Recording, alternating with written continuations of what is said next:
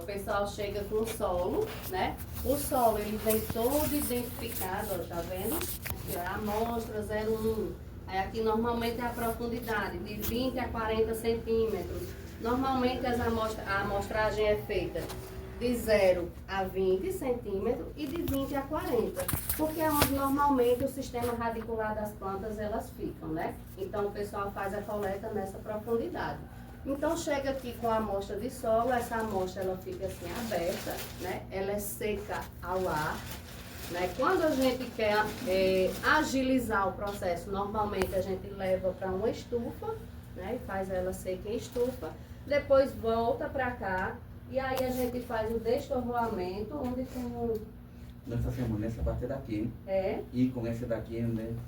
É. Nós Então aqui, ó, pega o solo, coloca aqui em cima, vou pegar um pedaço. E vai destorroando, passa ele numa...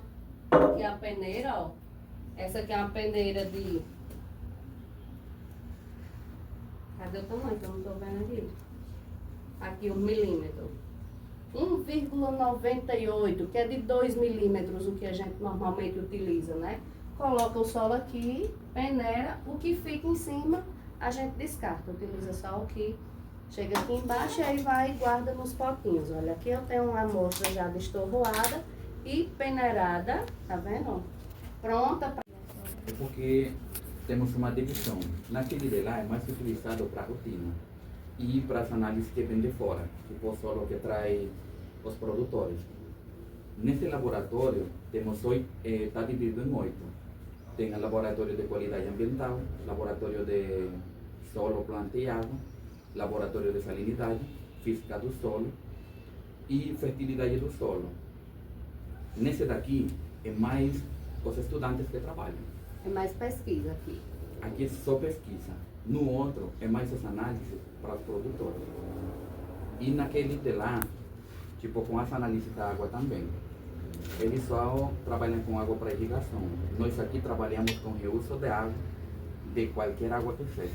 Água cinza, água de esgoto, água produzida do petróleo. Encontrando uma solução para evitar o maior problema que temos no semiárido, o déficit hídrico. Uma nova alternativa para a economia circular e a produção agrícola. Arrasou. E também evitar o quê? Porque quando a gente tem uma água produzida de petróleo, por exemplo, é uma água que ela digamos, quando o poço ele está secando, o que é que eles fazem? Eles injetam água, né? Injeta água porque a água ela desce e o petróleo sobe para ficar mais raso, para poder a bomba poder succionar aquele petróleo, porque quanto mais profundo é o poço, mais cara é a extração, né? Então eles injetam água. Então essa água do petróleo, que diz, ela vem muito cheia de quê? De resíduo, de metal pesado, né? Ela é uma água que serve para ser utilizada, mas tem que ter um certo receio por conta do que vem nela. Então, se você usar essa água de uma forma desordenada, você vai causar o quê? Uma poluição. E também vai matar as plantas, porque os metais pesados, como eu já falei, eles são micronutrientes. A planta necessita de alguns, né? Como cobre, zinco, manganês, o ferro, mas ela precisa o quê? Em pequena quantidade. E a quantidade de metal que vem nessas águas é uma concentração muito elevada, né? Então a gente não pode aplicar ela direto no solo, porque tanto vai contaminar o solo, como também vai matar as plantas intoxicadas, né? Como a gente diz. Então tem que fazer todo um tratamento, ele estava vendo isso, né? Fazer um tratamento dessa água para poder ela ser utilizada na irrigação, né? E aí, como essa água ela é uma água muito pesada, muito cheia de nutrientes, então causa muita precipitação. E aí entope os gotejos, né? Então o sistema de irrigação que é mais utilizado na agricultura aqui é aquela por gotejamento, que tem a mangueirinha que fica pingando a aguinha no solo. Então ali, se você entupir um buraquinho daquele, vai deixar de estar irrigando aquela planta. E planta sem água é igual a gente, não sobrevive, né? Então a mortandade é muito grande. Então você tem que fazer com que esse gotejo ele entupa o menos possível. A nossa água já é muito pesada, né? Tem muitos carbonatos. Então, quando utiliza com a água de rejeito, que ele estava trabalhando, com a água de petróleo, então aumenta mais ainda a densidade, a dureza dessa água. Né? Então, ele foi trabalhar justamente isso, para poder diminuir o entupimento, o encrostamento, né? A precipitação desses nutrientes nos gotejos dessa mangueira. Só por isso que vou estudar essa água. Se nem... Sendo estorroada, a gente chama de amostra indeformada, certo? Depois a gente quebra ela todinha, chama de uma amostra deformada, porque a gente já deformou ela toda. Aqui tá, eu vi o nome aqui agora, lembrei. Amostra indeformada. Quando o técnico precisa de um reagente, ele vem aqui, pega e leva para lá, mas aqui fica toda a parte da estocagem de reagentes, certo? Vamos começar aqui, só para vocês verem. Aqui, ó, é onde ficam as estufas, né? Então, as estufas, como eu disse, muitas vezes o solo chega e a gente deixa ele secando ao ar, né? Quando a gente quer agilizar esse processo, a gente abre aí, vê se você consegue abrir essa outra, abre aqui embaixo. Sim, já vem secando, aqui feio. Quando a gente quer agilizar o processo, aí a gente usa as estufas para secar essa amostra mais rápido. Regula a temperatura, normalmente a gente deixa aí por volta dos 60 graus, né? E aí essa amostra é seca, né? Mas só que planta, quando a gente vai analisar a planta, então a gente pega, separa a folha, pecíolo, separa tudo e bota ela para secar em estufa. Normalmente planta é seca em estufa. Depois que ela é seca, a gente passa ela pelo moinho, né? O moinho é fora, né? Eles não são mais moendo aqui dentro. Moe a planta toda, tritura ela, deixa só um pozinho bem fininho para poder fazer a análise. Aí fica transformado. Na estufa aí vai depender, a gente vai analisando, né? Vai pesando essa planta e vendo quando ela está seca. A gente consegue perceber que a folha fica bem, e consegue triturar ela com a mão muitas vezes. Certo? Deixa eu ver se tem alguma Bom, aqui normalmente elas são assim, ó. Tem várias prateleirinhas. A gente coloca elas aqui. E liga. Essa aqui, acho que tá. Deixa eu ver se eu... Não, acho que só essa tá ligada. Aqui, ó, regula a temperatura. Pode fechar. Não, se o pessoal quiser entrar para tirar foto aqui, ó, aqui, ó, ela está acessando. Então, a gente regula aqui a temperatura e normalmente regula aqui o tempo. Então, ela aqui vem e aí quando chega no tempo determinado, ela seca. Ela desliga. Aí desliga só. Isso. Mas aí a gente fica sempre monitorando porque é algo como aquece, né? Então, assim, é muito perigoso acontecer alguma coisa. Então, o local da estufa ele é sempre muito bem monitorado. É difícil o pessoal deixar à noite as estufas ligadas, né? Qualquer coisa. Então, o termômetro, esse daqui, ó, ele não tem. Essa daqui já tem o que mede a temperatura dela mesma, mas tem uns que vem o termômetrozinho aqui e a gente fica regulando aqui em cima, certo? Então, aqui, ó, normalmente eles colocam os agendamentos, ó, vegetal, 37 sacos, diz de quem é, o contato, né? Então, é sol e água. E vai e deixa tudo bem organizadinho. Ok? Vamos lá? Quando a gente vai fazer outros tipos de análise, como por exemplo o metal pesado, a gente ainda destorroa mais, passa ela num almofariz, para poder deixar ela menor ainda, um granulozinho menor ainda, para poder fazer a análise. Então, dependendo do tipo de análise que você vai fazer, aí você tem um tipo de peneira específico que você vai passar o seu solo, certo? Então, aqui para fertilidade, normalmente a gente utiliza a peneira de 2 milímetros, certo? Então, aqui ó, vocês estão vendo que a gente tem solo mais amarelado, né? Marrom, bruno, né? A gente chama, vermelho. Esse aqui, esse tipo de solo aqui, a gente é aquele que a gente consegue fazer tinta de solo, né? Aqui a gente tem um solo mais acinzentado. Quando a gente Aqui tem um já solo... tá pronto, né, professora? Aqui tá. Que você vê que é um solo, você nota a diferença. Você pega aqui, sinta esse solo. Como ele parece é bem fofinho, né?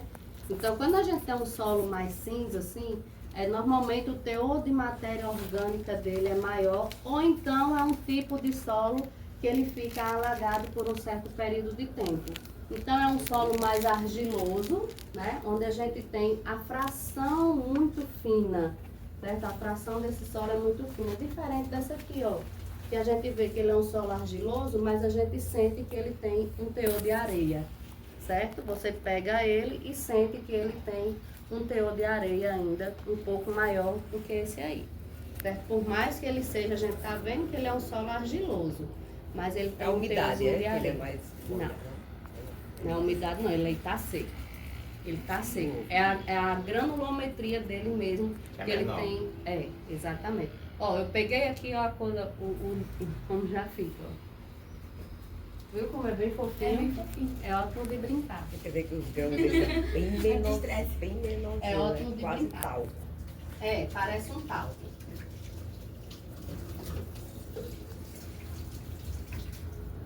Ok? Alguma pergunta? Entenderam, né? Então esse é o primeiro procedimento. Depois que a amostra chega, né? Passa por todo o processo administrativo, então ele vem para cá, é feito o processo de destorroamento, peneiramento e guardado todos em potinhos. E aqui, ó, vocês aí é tudo muito bem identificado. Porque não adianta de nada eu pegar um solo e não ter identificação nenhuma, como é que eu vou saber de onde ele é, né? Então não adianta eu não ter tudo muito bem organizado para poder saber de onde é cada tipo de solo, né? Cada amostrazinha dessa, ó, 0 a 20, né, ó, T13, B4, né? Deve ser tratamento 13, bloco 4, de 0 a 20. Esse outro é tratamento 14, bloco 4, de 20 a 40. Né? Então é tudo muito bem especificado, tudo muito bem anotado, porque senão a gente perde todo o trabalho que foi feito se você não fizer uma identificação bem feita. Né? E o que a gente diz, o trabalho que é feito aqui dentro do laboratório não adianta de nada se não for feita uma amostragem bem feita. Porque se eu não fizer uma amostragem bem feita no campo, então não vai ser o laboratório que vai me dar um resultado bom. A amostra é mais importante. A amostra Né? é mais A importante. amostragem de solo, ela é de extrema importância. Ou você faz uma amostragem bem feita, ou então o resultado não vai servir para o que você está querendo, certo? É a mesma coisa de um médico pedir um exame de sangue e você levar uma urina, né? Não vai adiantar. O laboratório não vai poder dar um resultado de uma coisa que ele não tem. Então, o laboratório, ele não dá um resultado bem feito se você não tiver feito uma amostragem bem feita no campo. Certo? Então, vamos lá. Que é solos do professor. Ela deixa ela só como se fosse um carvão, literalmente. Então, ela seca mesmo, deixa bem, vai até, eu acho que 600 graus. Deixa eu ver se está dizendo aqui, não tem. Mas normalmente vai aqui, ó, vai até 500 graus, tá vendo? Então ela atinge altas temperaturas, é para literalmente queimar, deixar bem queimadinho. Quando a gente vai fazer muitas vezes matéria orgânica de planta, faz queimar a planta em uva para depois levar para fazer a análise. Vai dizer, cuidado, isso aí, você pode fazer isso. Escorar, né? Por quê? É isso, pode ser. Vamos entrando. Olha, deixa eu dar uma olhada. O que é esse cara?